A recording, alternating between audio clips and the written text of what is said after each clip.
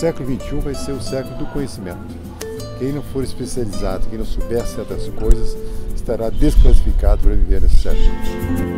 A gente aprende a pensar, a gente aprende a interpretar outros mundos. E aí eu preciso de novo de uma outra voz para mim, e é essa voz da ficção que eu preciso criar.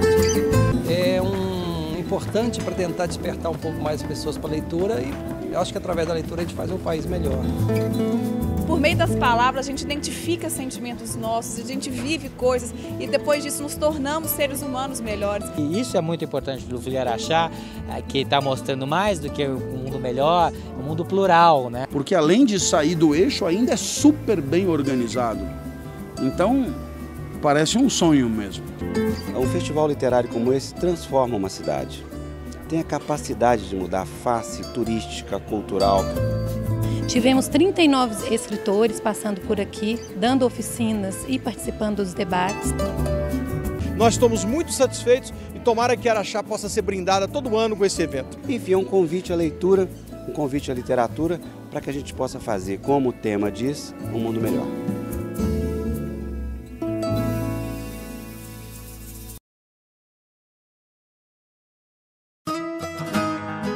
E foi neste clima de descontração, alegria e muita literatura que o terceiro Festival Literário de Araxá seguiu seus debates.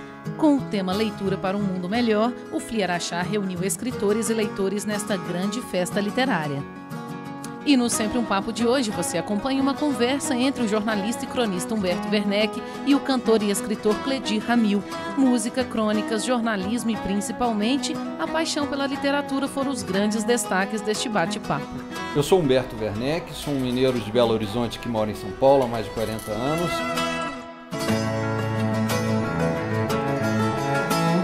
Eu sou Cledir Ramil e comecei a minha vida inteira fazendo canções, escrevendo letras de canções. Junto com o Cleiton, temos a dupla Cleiton e Cledir. Eu sou um trabalhador apaixonado da palavra. Eu fui jornalista há muitos anos e fui escritor desde sempre. Mais recentemente me aproximei da literatura e comecei a lançar livros. O exercício de escrever letra de canção é uma coisa bastante complexa. A gente trabalha com métrica, a gente trabalha com prosódia e trabalha com rima. A palavra, ela é um meio de dizer uma coisa. Você lança a mão das palavras para dar um recado, para dar uma informação, não é? E na arte, a palavra é um fim em si.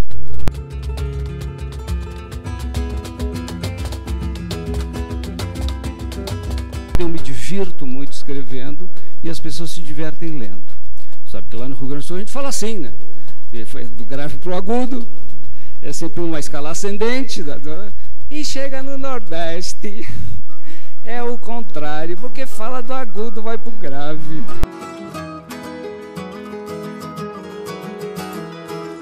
Cada pessoa tem uma maneira de estar no mundo. A minha maneira de estar no mundo é contar histórias. É contar coisas que eu vejo, coisas que eu ouço.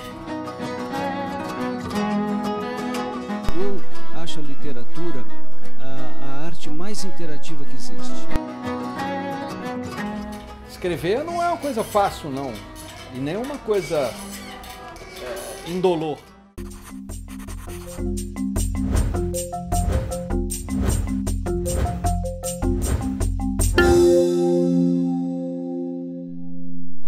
Eu vejo a crônica, esse gênero é difícil de conceituar. Ninguém conseguiu até hoje dizer exatamente o que é uma crônica. Uma vez perguntaram ao Rubem Braga, mas afinal o que é a crônica? Ele falou assim, olha, se não é aguda, é crônica. Logo ele, né? Se sair com uma coisa dessa. Eu vejo a crônica como uma espécie de uma contramão dentro do jornal ou da revista. Uma contramão no noticiário. O noticiário, em geral, ele tem que ser apegado ali aos pequenos fatos, ele é rápido, em geral ele é desagradável. Se a gente olhar, as notícias que saem no jornal ou na revista são desagradáveis. E a possibilidade que tem o leitor de encontrar ali, nesse mundo de textos, uma coisa que vai no sentido contrário, eu acho que é uma bênção. Não houve o tribunal que eu programara, nem aquele texto tão premeditado operou algum milagre. Minha surpresa foi a de quem não percebera que também havia caminhado para a compreensão, e não deveria me espantar. Não é assim escrevendo que um escritor, mesmo sem o saber, pode encarar e resolver as mais fundas questões? Para mim, eu acho que dá para separar a crônica do jornalismo nessa coisa. O jornalismo tem que ser objetivo. A crônica, eu acho que ela é subjetiva. O jornalismo tem que ser impessoal, pelo menos é o que vigora aí. Eu acho que a crônica, ela é personalíssima.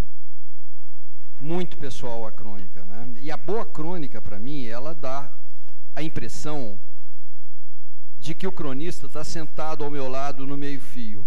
Isso é diferente do colunista. Eu gosto muito dos colunistas, eu leio vários colunistas de esporte, política, economia, o que seja, não é? Mas esses caras estão me ensinando alguma coisa, estão fazendo uma análise em cima de um fato, e eles me parecem estar em cima de um caixotinho, como aqueles caras no Speaker's Corner, no Hyde Park. Não é? Eles estão acima de mim. Já o cronista, ele está do lado ali. Ele é tão pessoal, ele é tão envolvente, o bom cronista, que ele me dá, às vezes, a impressão de estar falando só para mim. Nossa padaria pode não ser a melhor do mundo, nem mesmo do bairro, mas tem lá suas surpresas. É uma de suas características. Eventualmente, o pão se apresenta bastante comível.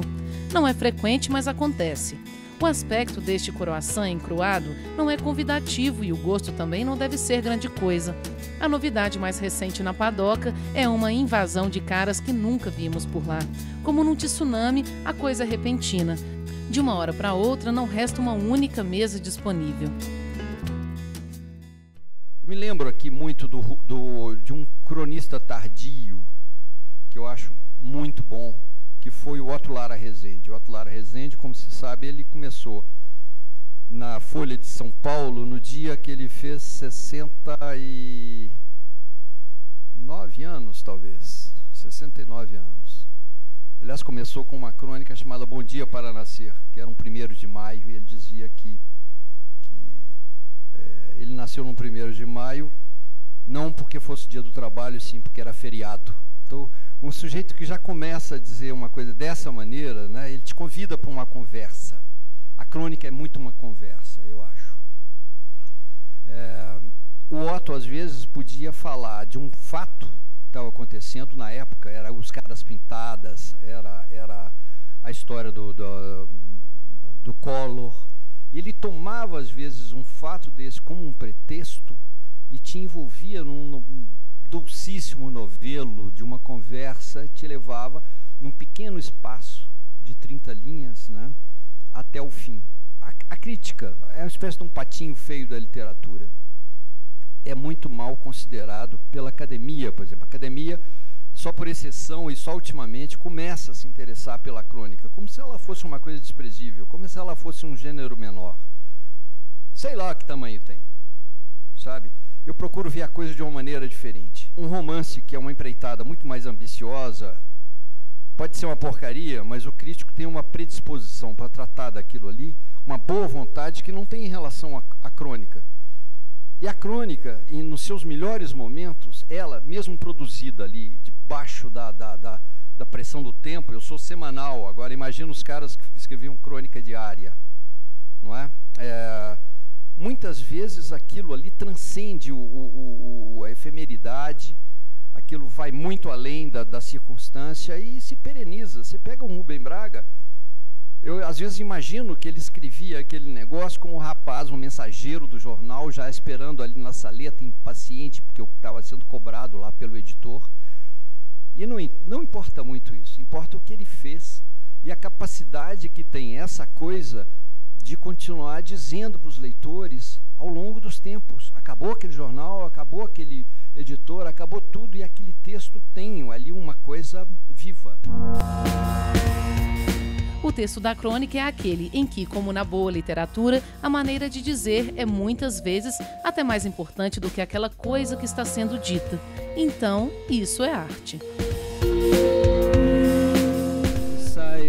Eu não tenho uma formação acadêmica nem em letras, e eu costumo dizer que a grande contribuição que eu trago para a literatura é a minha ignorância, que não é pouca nessa área. Não, eu digo isso sem falsa modéstia, porque, na verdade,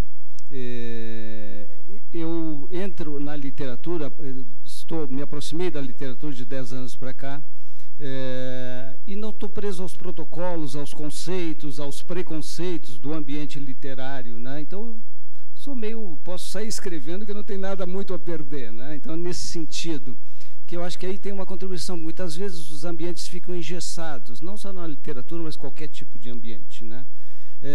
E eu, na verdade, não tenho essa formação acadêmica em letras, eu sou, pasmem, engenheiro mecânico. Pasmem, advogado. Não espalha, por favor. Não espalha. Eu tenho essa formação em ciências exatas e também fiz faculdade de composição e regência. Então, tenho uma formação em música e, como vocês sabem, eu passei a minha vida inteira escrevendo letras de canções. E foi por aí que eu me apaixonei pelas palavras, né? Comecei a mexer com as palavras desde adolescente, fazendo letras de canções, e fui me apaixonando. Eu acho que existem várias maneiras das pessoas se apaixonarem pelas palavras, né? E se aproximarem da literatura. No meu caso, foi esse exercício de vida inteira fazendo letras de canções, e muita gente não sabe que é um exercício muito rigoroso. As pessoas, em geral, têm essa ideia de que fazer uma canção, pega o violão, né, abre uma cerveja, baixa uma inspiração e sai uma canção. O exercício de escrever letra de canção é uma coisa bastante complexa, né? A gente trabalha com métrica, a gente trabalha com prosódia e trabalha com rima. A métrica tem que escrever um verso com um número determinado de sílabas, não pode ter uma sílaba a menos, nenhuma a mais. A prosódia, a gente precisa encaixar a acentuação tônica das palavras com a acentuação melódica. E eu agora vou dar uns exemplos disso, só para a gente entender melhor. E ainda tem a rima, que é uma coisa que a poesia hoje em dia já abriu mão, mas na letra da música popular usa sempre a rima, né? E é muito legal porque, para mim, eu passei o tempo todo escrevendo, mexendo com as palavras, com essas regras muito rígidas. E no momento que eu comecei a escrever prosa, foi para mim um sentido de libertação muito grande. Eu me senti, imagina, não preciso escrever com essas regras, eu posso sair escrevendo qualquer coisa, em qualquer ritmo, né? E eu sou um cara muito bem-humorado, as letras das minhas músicas sempre têm uma dose de bom humor. E eu, na hora que eu comecei a escrever prosa, isso escancarou. Então, o meu texto hoje é um texto sempre muito bem-humorado, eu me divirto muito escrevendo e as pessoas se divertem lendo, né? A partir dessa revelação, adotei essa inversão de valores visuais no meu dia a dia e meu humor melhorou 100%. Comecei pelo meu extrato bancário, que vivia no vermelho, e sob essa nova ótica ficou azul. Fui conversar com meu gerente, mas ele não entendeu o espírito da coisa. Continuou me cobrando os juros do cheque especial. Tem gente que não tem sensibilidade mesmo. Prosódia tem que encaixar a acentuação tônica das palavras com a acentuação melódica. Se não encaixar, dá erro. Por exemplo, Dona Chica admirou CC do berro que o gato deu. Não é berro, gente. O cara quis dizer do berro que o gato deu. Então temos aqui um erro de prosódia, ninguém sabe o que é berro, essa palavra não existe, né? E assim várias canções, inclusive dos nossos grandes mestres, como o Caymmi, que escreveu o Samba da Minha Terra, né? Não é samba, é samba da minha terra. Já vai um caso à parte. Não, tem vários, o que não impede das músicas ficarem muitas vezes lindas e se transformarem em clássicos. A música mais vendida no Brasil é o Coração de Luto, o famoso Churrasquinho de Mãe, do Teixeirinha, que é a música com maiores erros de prosódia. Cada verso tem um erro. Começa com: o maior golpe do mundo que eu te vi na minha vida foi quando, com 9 anos, perdi minha mãe querida. E por aí vai, a letra inteira é cheia de erros de prosódia. E muitas vezes, quando tu fala o samba da minha terra, as palavras às vezes não mudam o sentido, mas nós temos na nossa língua palavras que mudam completamente de sentido se você mexer na acentuação. Um caso, por exemplo, é o sabiá. Sabiá com uma acentuação na oxítona, se você trouxer ela para paroxítona, vira sabia, do verbo saber, que é outra coisa. Não é mais um pássaro, passou a ser um verbo. E se for uma proparoxítona, ela vira sábia. Imagina, uma mesma palavra com acentuações diferentes, muda completamente. E se você não prestar atenção nisso na hora de fazer uma canção, isso muda completamente o que você está querendo dizer, né? Existem alguns genes. Ontem eu comentava com o Humberto sobre a genialidade do Chico, que é o nosso grande mestre nessa área, de fazer coisa, até brincar com isso, né? Como o Meu Caro Barão, onde ele brinca com a prosódia, ele pega palavras proparoxítonas e transforma tudo em paroxítonas. É uma aula do Chico, né? Olha essa máquina, ele transforma máquina em maquina, enfim, vai por aí. Tem outra música que eu acho muito linda, que é uma música do Renato Teixeira com Almir Sater, que fala: conhecer as manhas e as manhãs, o sabor das massas e das maçãs. É um jogo de palavras, é muito interessante porque ele mexe exatamente com essa acentuação, né? Ele encaixa essa palavra massa e maçã em acentuações melódicas exatas, e depois brinca com a palavra massa e maçã e manhas e manhãs, né? Então são coisas lindas, assim, bonitas. Enfim, um pouco tudo isso, todas essas regras, e eu acabei minha vida inteira escrevendo letras de canções e fui me aproximando disso. Existem 3 tipos de palavras: a palavra falada, a palavra cantada e a palavra escrita. Em geral, a gente aprende primeiro a falar, depois aprende a cantar e depois a ler e escrever. O meu pai, todo orgulhoso do filho, sempre dizia que eu aprendi a cantar antes de falar. Aquela coisa da Dorothy Parker, né? Escrever é horrível. O legal é ter escrito, né?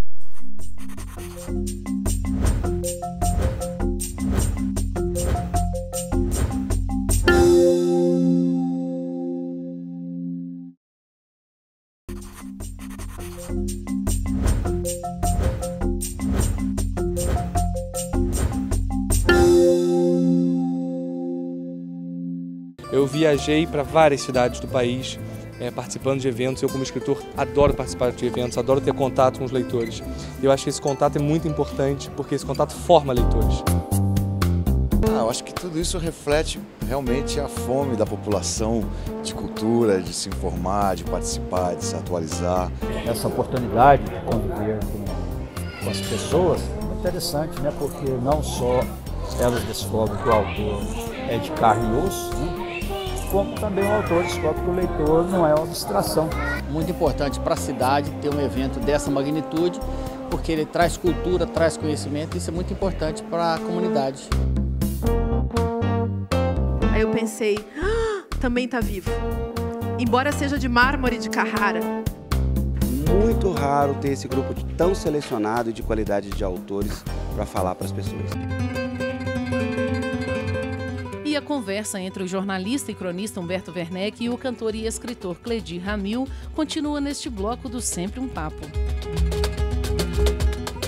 A palavra falada, ela tem também uma riqueza. Eu tenho o privilégio de estar sempre viajando pelo Brasil e conviver com esses sotaques diferentes, né? Que são melodias para o meu ouvido. Eu trabalho sempre com a linguagem oral, né? Ontem eu comentava com o Humberto também. Eu escrevo vou escrever se a frase soa bem na minha cabeça, ela vai para o papel, ou vai para o computador. Eu brinco dizendo que eu escuto vozes, eu ouço vozes. Palavras para mim são sons o tempo todo.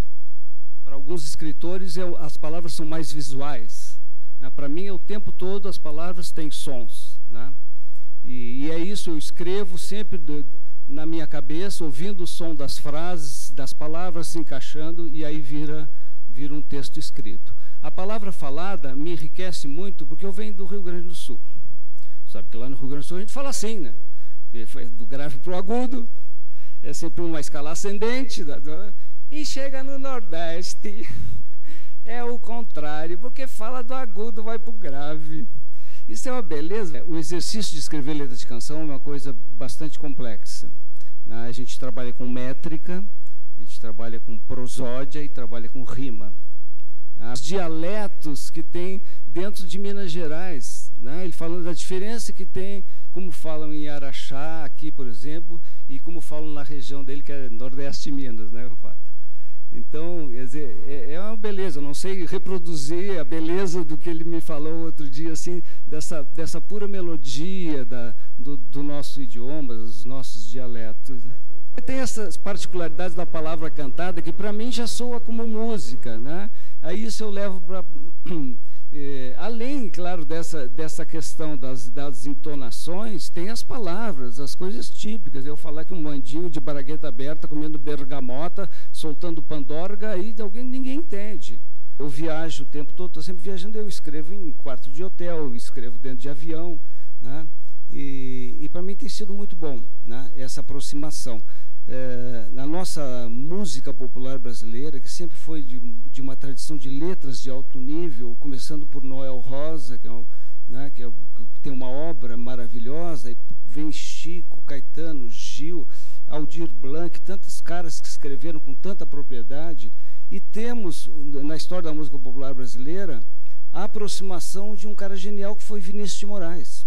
É um cara que vem do ambiente da literatura, era um grande poeta, e se aproximou da música popular, se aproximou tanto que caiu dentro da música popular e ficou. Mas o Vinícius trouxe uma contribuição para nossas letras de música no Brasil, que já era de alto nível. Ele colocou isso tudo num outro patamar, né? E genial a contribuição de Vinícius de Moraes para a nossa letra. Para mim, esta minha relação de música com literatura tem me enriquecido muito, porque uma coisa sempre está se aproximando da outra. Escrever uma crônica, para mim, é sempre um desespero. Eu conheço raríssimos cronistas que têm o que a gente chama de uma gaveta. Você faz ali uma provisão. O meu queridíssimo amigo Ivan Ângelo, que eu acho que é o maior cronista brasileiro, pouca gente sabe disso, porque ele escreve na revista Veja São Paulo, com todo o estigma que pesa sobre essa revista e com toda a circulação restrita que ela tem ali. Tem muitos leitores num território relativamente pequeno, mas é um baita cronista, é um mestre total. O Ivan Ângelo é um cara... Bom, ele é quinzenal, eu sou semanal, mas ainda assim, ele tem sempre um estoque. Dia desse ele me falou, eu estou inscrito até novembro. Eu não consigo. Eu estou naquele momento da semana em que eu começo a ficar docemente desesperado. O que eu vou fazer?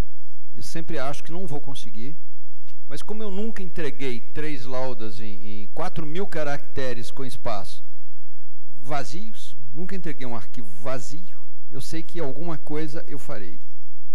E isso aí me custa um trabalho enorme. Não estou querendo valorizar, não, mas é isso aí. Eu ando, desde que sou cronista, isso tem quase 10 anos, eu ando com um bloquinho no bolso. Eu virei uma espécie de um aspirador de inspiração. A menor coisa que eu ouço, um fiapo de coisa, eu vou recolhendo. Até porque, em determinados momentos, a leitura desse caderninho caótico estabelece alguns nexos interessantes. Você percebe que tem uma coisa comum a costurar ali esses fragmentos que você pegou, né? Durante muitos anos eu fui exclusivamente jornalista. Eu era obrigado, então, a funcionar dentro de uma pauta. Isso, de certa forma, é muito confortável. Me mandavam fazer isso ou aquilo e eu fazia. Não tinha esse negócio. Agora eu estou entregue a mim mesmo. Sou o pior patrão que eu jamais tive, sabe? Eu tenho que... Agora, o meu ritmo semanal é o seguinte. Eu entrego a crônica na quinta-feira, não atraso um minuto, nem um minuto.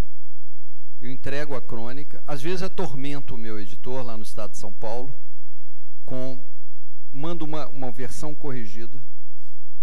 Às vezes, já mandei 3 versões, vale esta mesmo, agora é para valer. Você entende? Vão aquelas todas, e ainda assim passa, às vezes, um negócio que quando sai no jornal, eu tenho aquela... Primeiro, eu acho que alguém vai ler aquilo, né? É uma ilusão, mas o leitor não o é, né? Como eu disse uma vez. Mas, enfim, eu mando na quinta-feira. Sexta-feira eu tenho até mais ou menos a hora do almoço, que aí sim, se eu não mandar um vale esta, é aquele negócio.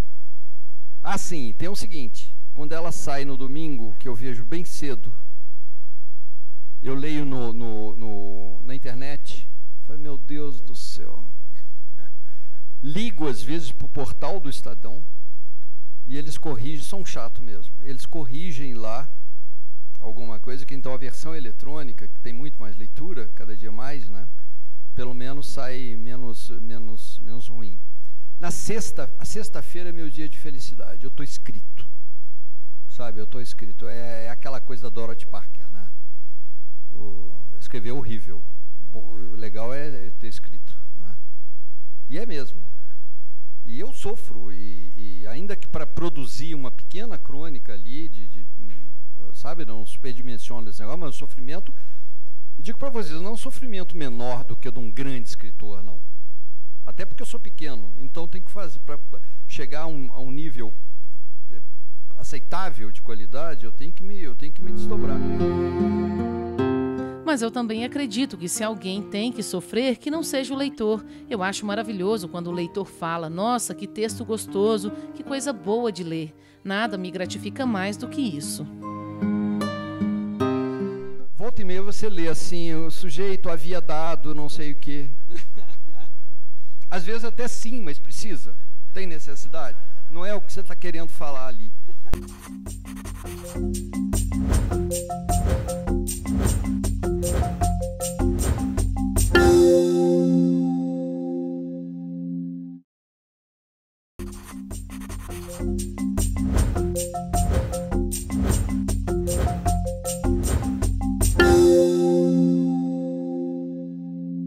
Ver como a cidade abraçou o evento e o bem que esse Fli Araxá está fazendo Araxá.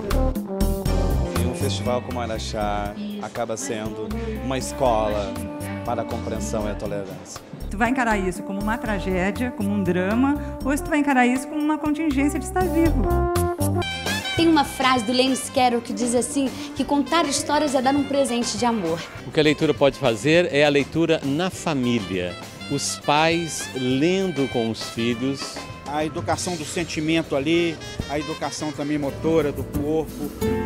Os jovens leem sim, tem essa crença que adolescentes não gostam de ler, mas leem sim, eles têm que encontrar livros que eles gostem de ler. Porque nós que somos mais velhos já gostamos, já temos o hábito, mas o que a gente vê de criança, o que a gente vê de adolescente aqui, eu acho que essa semente que as feiras literárias hoje plantam no Brasil. Desde que me lembro, eu sou uma pessoa apaixonada pelas palavras, apaixonado pela ideia de que as palavras têm uma sonoridade, elas têm até uma forma física e que a cada coisa que existe pode corresponder uma palavra. Tudo que você vê, por insignificante que pareça, tem um nome. Então eu acho que eu sou dessa família das pessoas muito ligadas ao mundo verbal e muito ligados na ideia de costurar uma palavra com outra, extrair ali sentidos, extrair ritmos, musicalidades. Aliás, eu estou num ambiente aqui que tem tudo a ver com essa coisa de escrever, não é? Temos aí um trabalho de tecelagem. O escritor é um tecelão. A palavra texto, ela pertence à mesma família de têxtil, por exemplo, tecido, não é? Um tecido é um texto, um texto é um tecido. E eu sempre tive essa ideia de que você escrever não é você empilhar palavras, não. É você compor coisas, significados, com palavras que têm uma a ver com a outra. Não é? Você tem jeitos de contar uma história. eu saboreio muito a coisa da palavra, sabe? Eu diria que essa é uma paixão que eu tive desde menino. Comecei a escrever para valer aos 15 anos. Para valer assim, aquela coisa de você para um dia e fala assim, eu sou um escritor. O que é isso? O meu jeito de estar no mundo é escrever. Eu tenho procurado muito conversar principalmente com o jovem leitor e dessa necessidade da leitura. Mas não essa coisa que muitas vezes o cara, não, eu fico na aula, a professora quer que eu leia, quer que eu leia.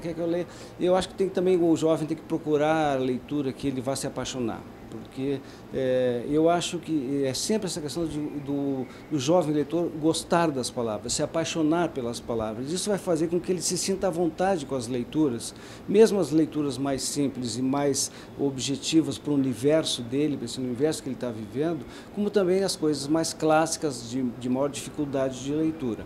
O meu livro mais recente chama-se Crônicas para Ler na Escola. É um livro exatamente formatado para esse jovem leitor, que são crônicas, leituras rápidas, muito bem humoradas, mas ao mesmo tempo, além dessa leveza que tem no meu texto, ele sempre traz um processo de reflexão sobre algum tema. E os temas atuais, que é uma coisa que o jovem gosta muito de poder ler a respeito das coisas que eles estão vivendo e que eles estão vivenciando. Dizem que o homem tem 2 orelhas e uma só boca para ouvir mais e falar menos. Infelizmente, tal sabedoria não é levada a sério. Acredito que seja porque a boca é abertura exagerada, difícil de controlar.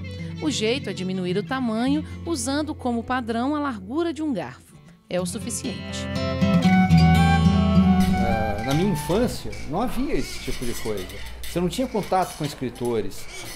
Você tinha muito poucas livrarias. As bibliotecas eram lugares assim meio soturnos, parecia uma grande catedral, lugares dos quais você não conseguia se aproximar muito.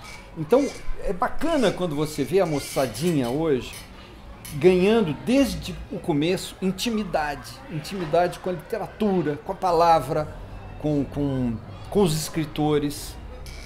Então isso eu acho muito bom. Eu, como autor, eu acho fabuloso que você possa, de repente, não só trocar figurinha com seus colegas, com seus comparsas ali, né?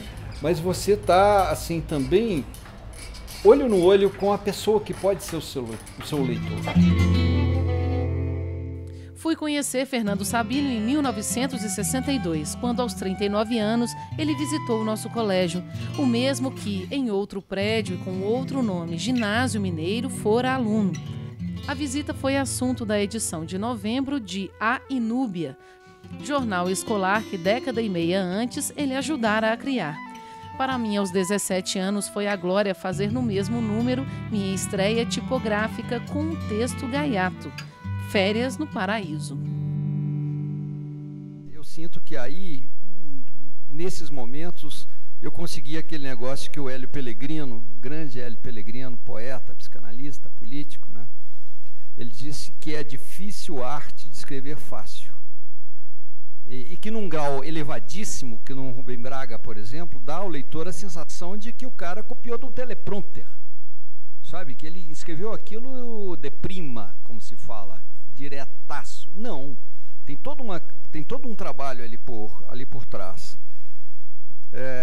Na minha minusculidade de cronista, tal, eu me valho muito de umas recomendações que eu aprendi com o Luiz Vilela. Luiz Vilela tem uma saudável neurose, que é o seguinte: ele acha que o texto você tem que o ler de 3 maneiras. A primeira é aquela com a caneta ali, os olhos cravados no texto, você acha que nenhum erro vai te escapar, nenhuma besteira. Você está com todas as atenções ligadas. Passa a besteira. Segundo teste, a leitura em voz alta em pé. Não sei por que em pé. Funciona. Então eu leio. Isso funciona muito. Funciona porque você pega todas as feiuras, ou muitas das feiuras. Você vê se a frase tem o tamanho que ela deve ter.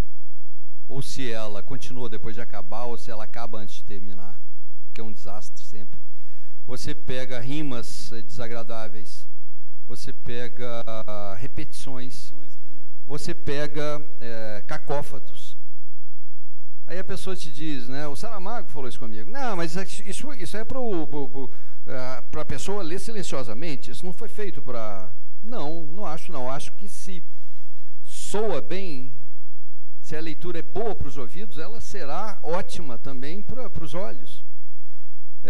Isso eu aprendi muito com um grande mestre, que é o Otto Lara Rezende. Eu tive uma sorte enorme na vida de ter meu livro, O Desatino da Rapaziada, lido nos originais pelo Otto Lara Rezende, lido e anotado, a pedido do Instituto Moreira Salles, que ia lançar esse livro, né? Aliás, tive 3 leitores ali. O Francisco Iglesias, para ver se tinha alguma barbeiragem do ponto de vista da história, da correção da história. História com H maiúsculo. Antônio Cândido, que leu o livro, deu 2, 3 pitacos. Aliás, não diretamente a mim, quem pediu foi o diretor do Instituto Moreira Salles, razão pela qual eu não posso nem divulgar essa carta, porque não foi dirigida a mim, mas que me deixa para dizer o mínimo de ego duro, vamos dizer assim. E o Otto pegou o livro, aquele calhamaço com espiral, ele leu e com o lápis dele ele foi dando uns pitacos, fazia uns comentários, às vezes escrevia naquela página branca que é o verso da anterior. Eu tenho isso na minha casa, é um negócio extraordinariamente precioso, está lá, e isso me ensinou muito. Vou dar alguns exemplos para vocês. Eu falava de um bar onde as pessoas iam em Belo Horizonte, uma certa altura, e o que acontecia, e Alice bebia muito. Alice, sabe como? Aí ele pegou e chamou a atenção para esse Alice. Alice bebia. Não precisa ter, você entende? Não, como diz minha mãe, não tem necessidade. Aí você corrige uma coisa dessa. Tinha uma frase que começava por coincidência. Ele pegou o lápis dele e circundou o por e o co. Tinha lá um suíno no meio do texto. Não carece, não é?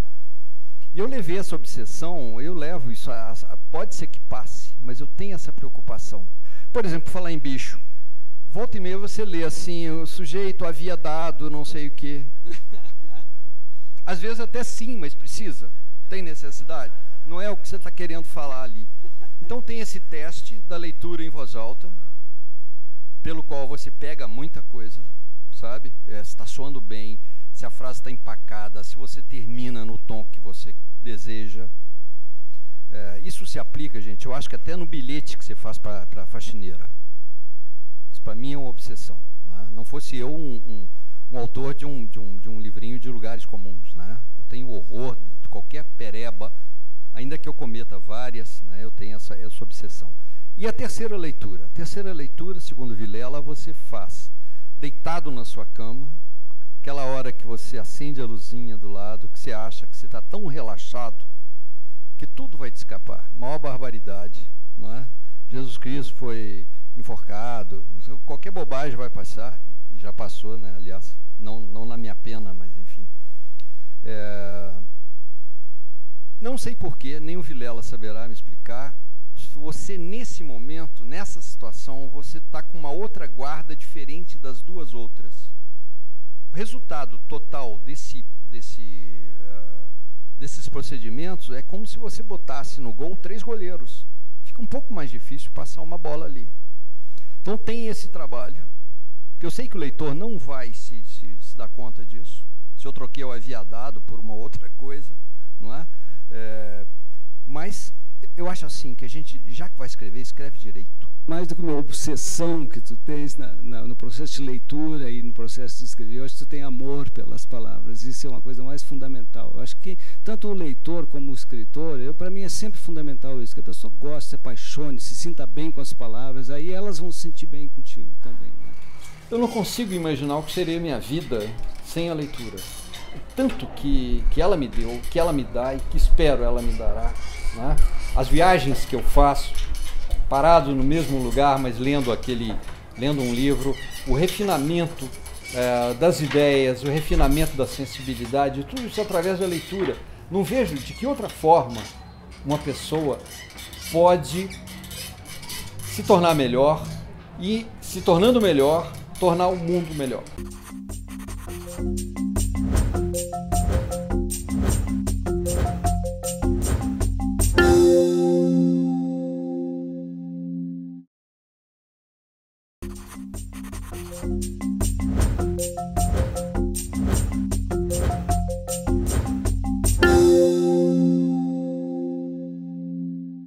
O que o grafiteiro faz é escrever seu nome, suas mensagens, em formas de palavras, em formas de desenhos, em formas de personagens, pelo urbano para deixar as cidades mais humanizadas. La gente joven, los niños, los mayores necesitan conocer a los autores, saber qué cara tienen, hablar con ellos, pedirles un autógrafo.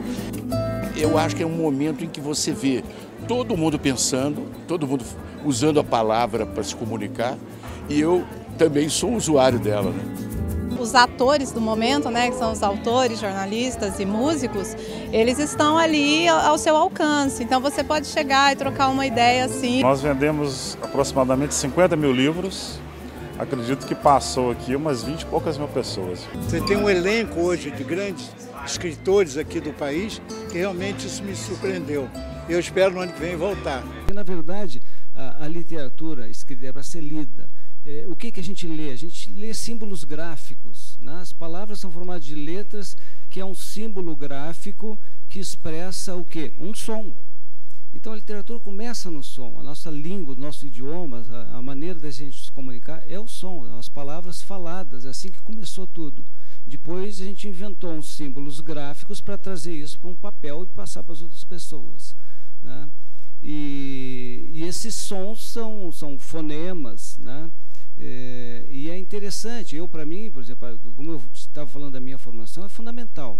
Eu sempre faço a leitura e eu estou ouvindo as palavras, mesmo quando eu estou lendo as palavras, eu estou sempre ouvindo. Agora, eu acho que tem pessoas que têm uma leitura mais visual, né? Tanto para ler como também para escrever. É um negócio interessante, eu acho que aí a cabeça de cada um. E só para complementar um pouco isso, eu acho a literatura a arte mais interativa que existe. Hoje em dia se fala muito de novas mídias, muita interatividade, mas a literatura é aquilo que o Humberto escreveu, me passou para ler, eu vou fazer a minha leitura, o Afonso vai fazer a leitura dele dentro do seu universo, né? Cada um tem uma leitura, claro, o escritor passou um monte de coisa, quanto mais preciso ele for, ele vai conseguir passar exatamente o que quer. Mas muitas vezes o cara faz uma decodificação dentro do seu universo muito própria, né? E isso eu acho genial na literatura, genial, porque se você lê um texto, uma história, você pode ficar imaginando o personagem, o cenário, né? O cara te descreve o cenário, mas o teu vai ser um pouco diferente do meu. Agora, se tu passa isso para o cinema, o personagem já está com a cara do Brad Pitt e não tem mais volta, né? Não tem como tu mexer muito nisso. Tem essa paixão da palavra, muito igual a você nisso aí, né? A sonoridade da palavra. Eu me lembro muito do Hélio Pellegrino, que era outro tarado, né? Com essa coisa de palavra. Uma vez na mesa alguém falou que a cerveja estava morna. Ele falou, não, a cerveja está morna. Porque a palavra morna, essa coisa fechada, corresponde mais... Ele chegava a corrigir o português, né? Que a morna corresponde mais à temperatura da cerveja meio quente do que morna. Morna é uma coisa mais fria, não é? Ele achava assim, ele achava que algumas palavras designavam a coisa errada, que era preciso você trocar. Aí digo eu, é como um sujeito que pegasse várias conchas e procurasse um outro molusco melhor para aquela concha. Então ele, por exemplo, sinecura para ele era um canto de sacristia, sabe? É uma sinecura. Almoçar não era um verbo, era um substantivo. Os almoçares que havia nas casas árabes, os almoçares, né? Então eu entro muito nessa viagem, e que eu acho que é a viagem da arte, né? O que é a literatura? Alguém uma vez disse, uma distinção um pouco esquemática, um pouco tosca, mas que eu acho que é muito iluminadora. No jornalismo, no ensaísmo, nisso, naquilo, tudo que não seja ficção, que não seja a poesia, por exemplo, a palavra, ela é um meio de dizer uma coisa. Você lança a mão das palavras para dar um recado, para dar uma informação. Não é? E na arte, a palavra é um fim em si. Aquilo que você está lendo tem de ser compreendido com aquelas exatas palavras que a pessoa escolheu, nem mais uma, nem menos uma. Isso é que dá a um texto um status de arte. Do contrário, se você pudesse dizer a mesma coisa com outras palavras, o exemplo que eu costumo dar é o Grande Sertão Veredas. Tenta contar aquilo com outras palavras, aquilo vai virar a história de um jagunço travesti. Né? Você vai dar uma barateada na coisa total. Tente você contar uma crônica de Rubem Braga que você leu. Você leu uma crônica, a pessoa que está do lado fala, o que você está rindo aí, ou o que você está chorando e tal. Tente você contar. Não dá. Pega, sei lá, Viúva na Praia, qualquer crônica boa dele, não é? E o que é isso? Isso é o bem trabalhar as palavras, procurar a palavra, né? Eu posso, certamente, morrerei sem fazer alguma coisa notável, mas eu tenho essa preocupação. Qual a melhor palavra para este lugar aqui, para dizer essa coisa? Eu tenho um arsenal na minha casa, se eu não sou melhor, não é por falta de dicionários etimológicos, eu trabalho com dicionários etimológicos o tempo todo.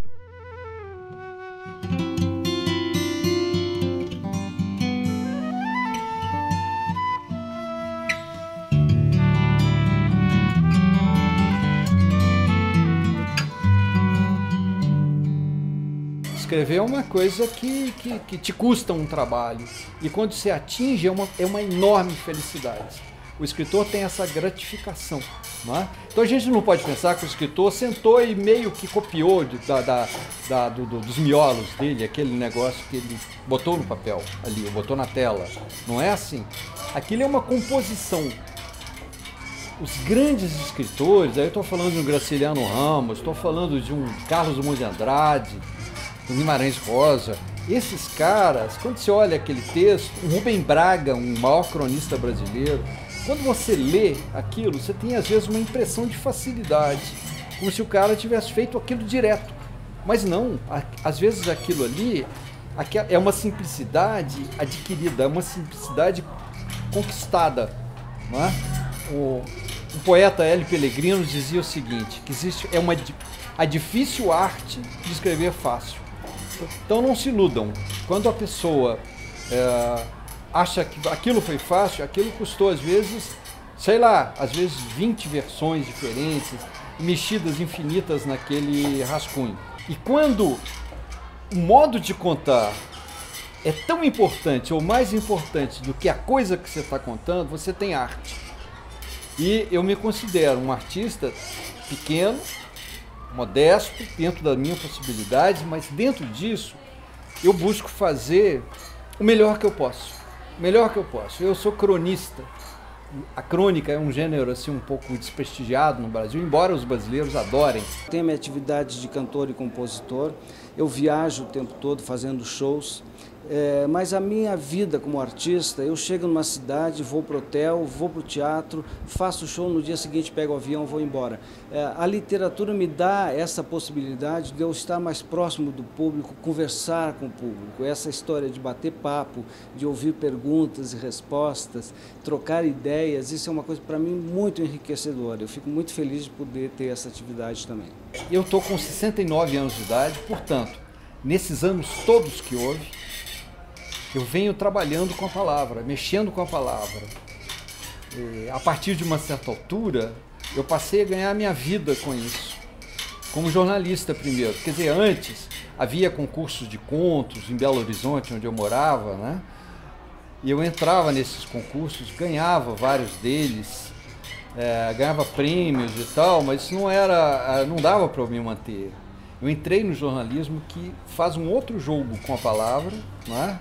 Um pouco diferente da literatura, e fui anos jornalista sem abandonar esse projeto essa ideia e sem parar de fazer coisas, no sentido de um texto que se aproxima da arte. Como é que eu vejo assim? Um jornalista usa uma palavra como uma maneira de contar uma coisa, quer dizer, a palavra é um meio, tá? O escritor, ele usa a palavra como um fim em si. E aprendi que a literatura, você pode se inspirar para fazê-la nos lugares mais inesperados, sabe? As pequenas coisas, às vezes, bem tratadas, elas podem alcançar uma grandeza. Às vezes o assunto você acha que é uma bobagem, mas a maneira de tratar aquilo, né, e você revela nessa coisa uma grandeza da qual a gente não suspeitava. Eu não consigo imaginar o que seria a minha vida sem a leitura.